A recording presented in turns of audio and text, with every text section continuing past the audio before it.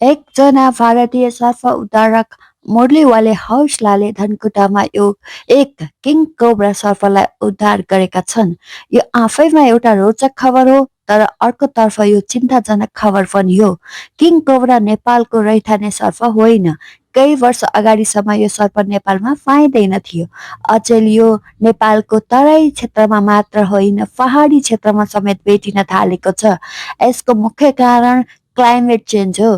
Climate चेन्जका कारण वनस्पति र जीवजन्तुहरू भूमध्य रेखाबाट ध्रुवीय क्षेत्रतिर सर्न थालेका छन्। जीवजन्तुहरूको वासस्थानहरूको एउटा निश्चित भूगोलीय तापक्रम रेखा हुन्छ, जसलाई आइसोथर्म्स भनिन्छ। क्लाइमेट चेन्जका कारण गर्मी बढेर त्यो ठाउँ उनीहरूको लागि बस्न अयोग्य भएपछि आइसोथर्म्स माथितिर सर्दै जान्छ। अहिले यसको प्रत्यक्ष उदाहरण जीवजन्तुहरूमा देखिँदैछ। जनावरहरू त ध्रुवतिर माथितिर सर्दै जालान्, मान्छे कहाँ सर्ने होला? हामीलाई त देशको सिमानाले बाँधेको हुन्छ। सोच्नुहोस् त।